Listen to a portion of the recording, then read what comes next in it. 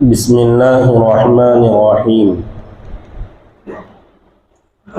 ضروری مسائل۔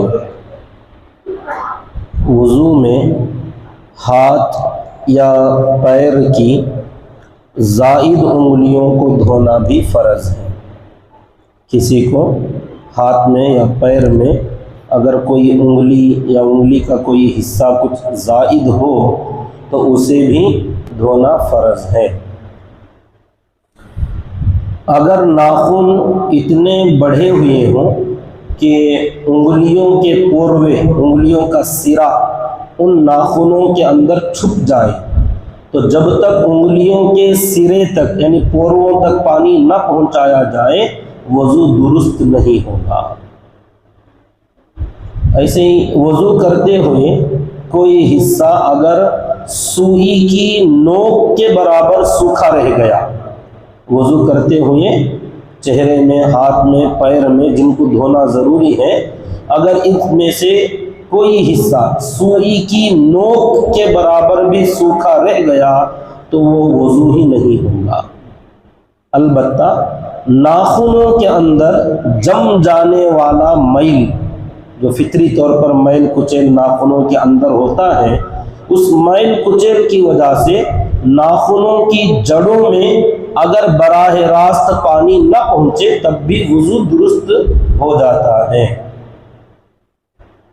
اگر کوئی شخص وضو میں مسح کرنا بھول گیا لیکن پھر اتفاقاً سر پر بارش کی بوندیں 3 انگلی یا ان سے زیادہ کے بقدر بارش کی بوندیں پڑ گئیں، یا ٹینک کا پانی جو بھر کر نیچے آ رہا تھا ایسے پانی کے قطرے سر پر گر گئے، اب اس نے سر پر اپنا ہاتھ پھیر لیا تو بھی مسح کا فرض ادا ہو جائے گا۔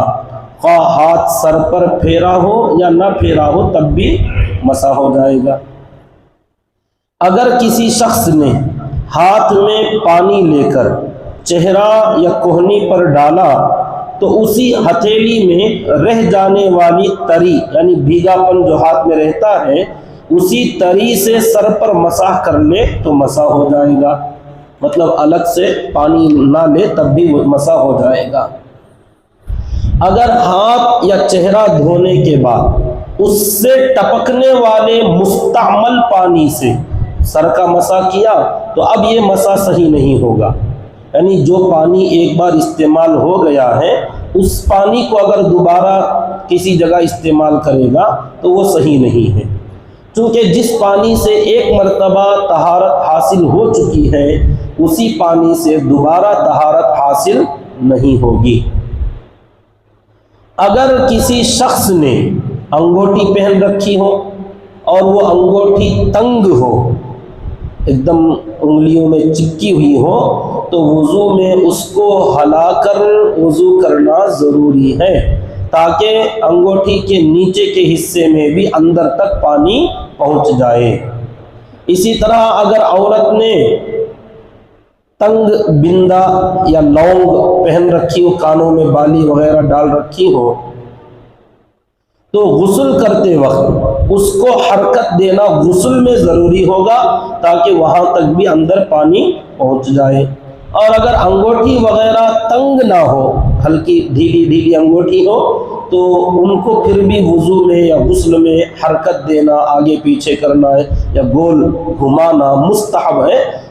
اگر انگوٹھی ہلکی ہو، تنگ نہ ہو تو ضروری نہیں ہے۔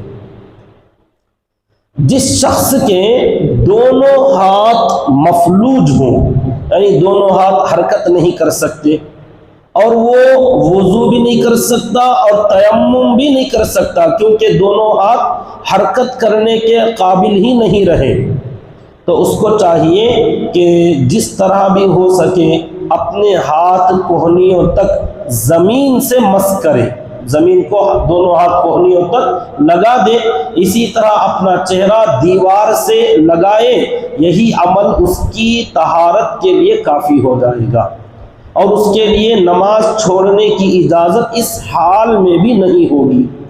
تو پھر سوچئے تندرست لوگوں کا کیا مسئلہ ہے۔ وضو کی سنتیں۔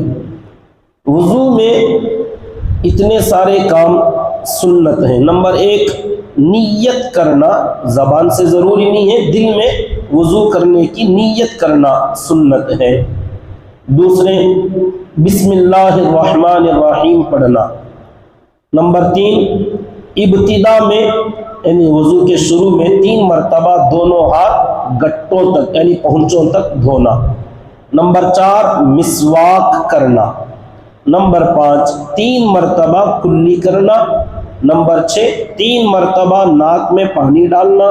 نمبر 7 منہ اور ناک کی صفائی میں مبالغہ کرنا۔ یہ سنت روزہ دار کے لیے نہیں ہے، غیر روزہ داروں کے لیے ہے۔ نمبر 8 داڑھی میں خلال کرنا، جبکہ داڑھی گھنی ہو اور پتلی ہو تو دھونا ضروری، جیسے کل مسئلہ آیا۔ نمبر 9 انگلیوں میں خلال کرنا۔ نمبر 10 تمام دھونے والے اعضاء کو 3 مرتبہ دھونا۔ نمبر 11 پورے سر کا مسح کرنا، یہ سنت ہے۔ نمبر 12 کانوں کا مسح کرنا۔ نمبر 13 ترتیب سے وضو کرنا، یعنی جو ترتیب قرآن و سنت میں وارد ہے اسی کے مطابق وضو کرنا۔ نمبر 14 پے در پے اعضائے وضو پر پانی بہانا۔ پے در پے کا مطلب یعنی ایک عضو سوکھنے سے پہلے، جیسے چہرہ دھوئے، اب اس میں اتنا تاخیر کر رہے ہیں چہرہ دھونے کے بعد کہ ہاتھ دھونے تک چہرہ سوکھ گیا، اتنی تاخیر نہیں کرنا۔